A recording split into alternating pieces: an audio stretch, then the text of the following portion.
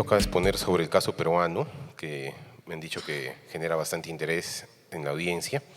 Había preparado una exposición que tenía ocho temas, un pequeño resumen de la red básica de metros del Perú y también de la línea 2, aspectos técnicos, pero voy a enfatizar más la parte de los aspectos económicos y financieros y del tema del financiamiento, dado el motivo del seminario, ¿no? Incluyendo el rol de las agencias cooperantes. George va a complementar mayor detalle sobre el tema de los compromisos que se han asumido y, digamos, las preocupaciones que han tenido las agencias cooperantes en el proyecto. Bueno, en el caso peruano, la red del metro el año 2009 se transfirió de la municipalidad al gobierno central, ¿no? Todo el diseño de la red del metro, básicamente por el respaldo que puede dar el gobierno central a los temas de financiamiento, a los temas, digamos, técnicos, y el rol de la Municipalidad de Lima es bastante restringido, ¿no? Y el contrato que se diseñó, digamos, en el caso específico del Perú fue un contrato de APP, ¿no? Un contrato de concesión que incluye el tema del diseño, el financiamiento, la construcción, la operación y la transferencia, o sea, un contrato de FBOT, ¿no? Adicionalmente tenemos el concedente, que es el Ministerio de Transportes y Comunicaciones, mediante la Dirección General de Concesión de Transportes, que yo soy el director, y la Autoridad Autónoma del Tren Eléctrico, que es el órgano técnico, digamos, del Ministerio, ¿no?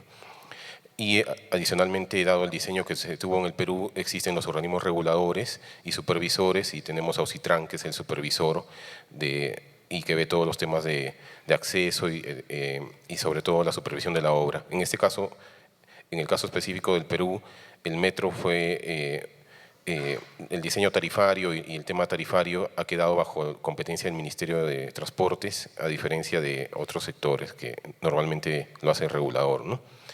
Bueno, la red básica del metro, ya lo han visto este gráfico en algunas ocasiones, ¿no?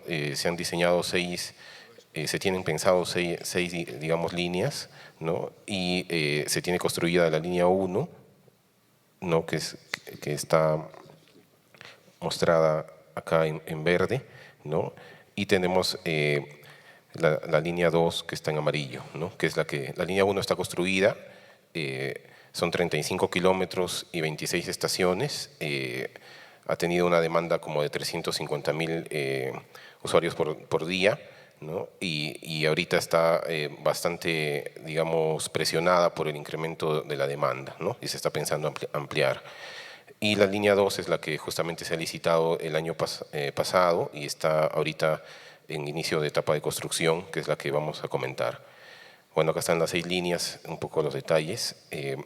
La línea 2, como les digo, fue un contrato de concesión, también son de 35 kilómetros, en realidad son 27 kilómetros de la línea 2 y 8 kilómetros de un ramal de la línea 4 que va a interconectar con el Aeropuerto Internacional Jorge Chávez.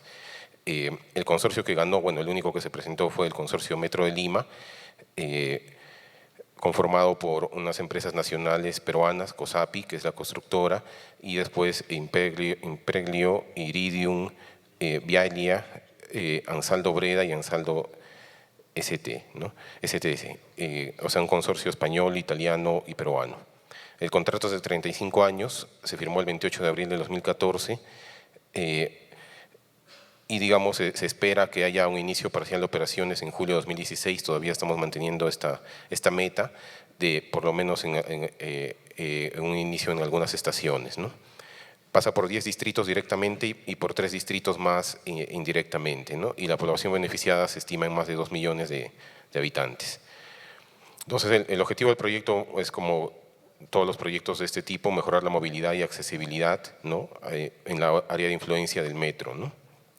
Y después avanzar en la integración modal del sistema de transporte. Bueno, acá hay un detalle, digamos, de las estaciones y también del ramal de la línea 4 que va al aeropuerto, ¿no? Y bueno, acá hay un mayor detalle de cómo se ha hecho, cómo se ha, digamos, planificado la obra, que va a durar 5 años, incluye digamos, 3 etapas. Una etapa 1 que se divide en la etapa 1A y 1B, y de la etapa 2, ¿no? En realidad, la obra está planificada para 60 meses y se tiene una demanda esperada cuando se acabe la obra de 660.000 viajes por día. Bueno, en cuanto a la accesibilidad regional o a la accesibilidad, digamos, de los distritos que están más cercanos, se estima pues de que el transporte público entre Ate y el Callao, o sea, por los 27 kilómetros de la línea 1, se va a reducir de 2 horas a 45 minutos, y después en otros tramos, digamos, que también son tramos de alto tráfico, va a haber también reducciones importantes de casi la mitad del tiempo, ¿no?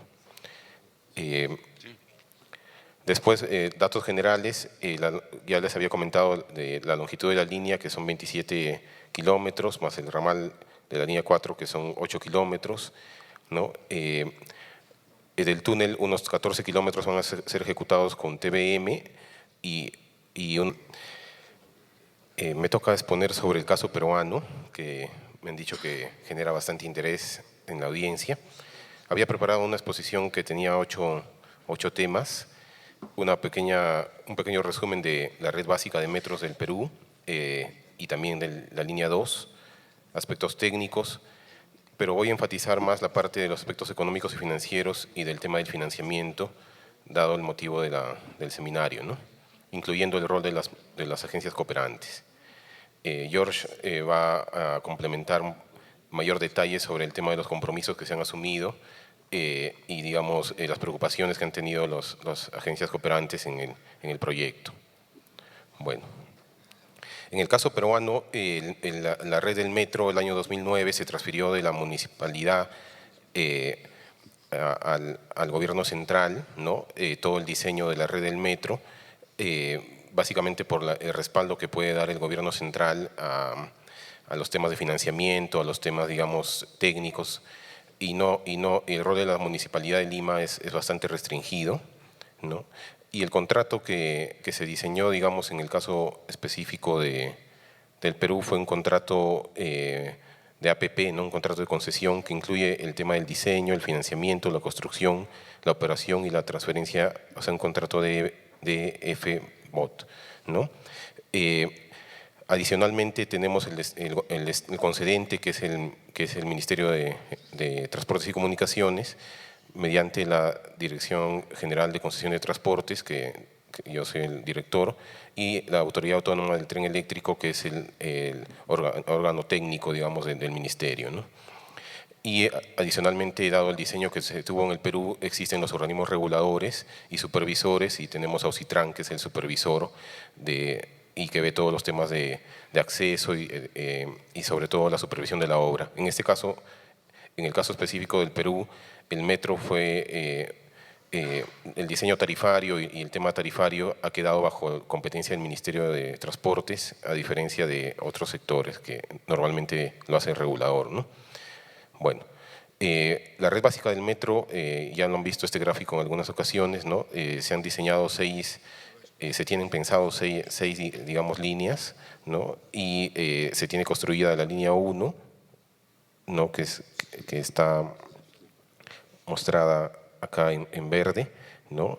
Y tenemos la línea 2 que está en amarillo, ¿no? Que es la línea 1 está construida, son 35 kilómetros y 26 estaciones, ha tenido una demanda como de 350.000 usuarios por día, ¿no? Y ahorita está bastante, digamos, presionada por el incremento de la demanda, ¿no? Y se está pensando ampliar. Y la línea 2 es la que justamente se ha licitado el año pasado y está ahorita en inicio de etapa de construcción, que es la que vamos a comentar. Bueno, acá están las 6 líneas, un poco los detalles. La línea 2, como les digo, fue un contrato de concesión, también son de 35 kilómetros, en realidad son 27 kilómetros de la línea 2 y 8 kilómetros de un ramal de la línea 4 que va a interconectar con el Aeropuerto Internacional Jorge Chávez. El consorcio que ganó, bueno, el único que se presentó fue el consorcio Metro de Lima, conformado por unas empresas nacionales peruanas, COSAPI, que es la constructora, y después Impreglio, Iridium, Vialia, Ansaldo Breda y Ansaldo ST, ¿no? STS, o sea, un consorcio español, italiano y peruano.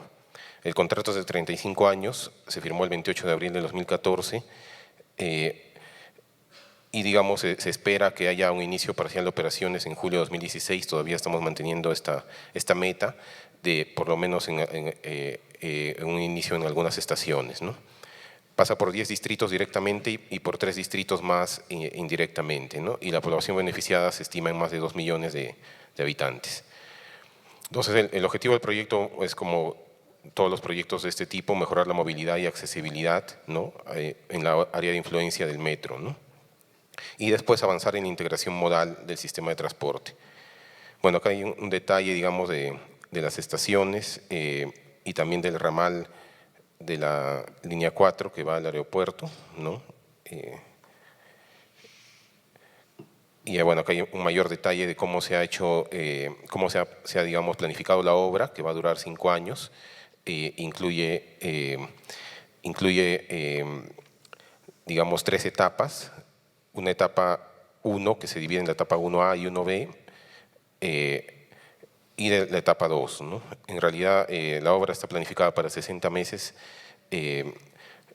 y se tiene una demanda esperada cuando se acabe la obra de 660.000 viajes por día.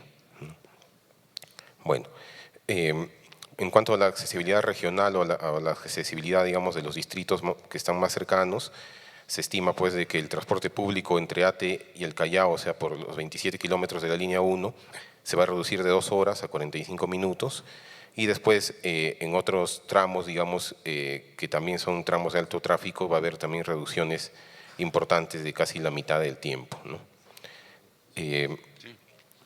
Después, datos generales, ya les había comentado de la longitud de la línea, que son 27 kilómetros, más el ramal de la línea 4, que son 8 kilómetros, ¿no? Del túnel, unos 14 kilómetros van a ser ejecutados con TBM y unos 7.4 kilómetros con el método convencional. Las estaciones son 35, 27 de la línea 2 y 8 de la línea 4. Y bueno, y hay algunos detalles más adicionales sobre los patios talleres, los pozos de ventilación, etcétera, ¿no? Va a ser un tren automatizado también, ¿no? De GOA 4, ¿no? Bueno, yo como economista no voy a entrar tanto en estos detalles. Ustedes, digamos, seguramente van a poder consultar ya con el concesionario y con funcionarios de ATE si es que quieren averiguar más. El costo total del proyecto ha sido de 5.168 millones de dólares.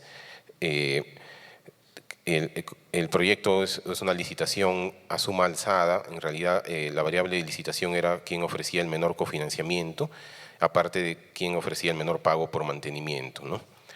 Es esa por lo que veo hay una diferencia, digamos, con varios países de la región donde no ha habido, digamos, un contrato a suma alzada de este tipo, ¿no? Bueno, este es el plan de trabajo que se tuvo que modificar.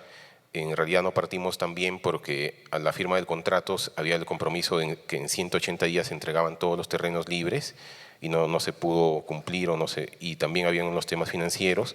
Se hizo una adenda al contrato de concesión para tratar de mejorar esos temas, y este es el actual plan de trabajo. Ahí se puede ver, digamos, las dos áreas que están acá, digamos, de celeste, que son las áreas de trabajo en base a la tuneladora, ¿no? Y la parte que está a la izquierda es la parte que se va a hacer con el método convencional, ¿no? La etapa 1A. Bueno, el esquema de pago consiste en un 70% se paga contra avance de obra, ¿no? En base a un avance por hitos de obra, y un 30% se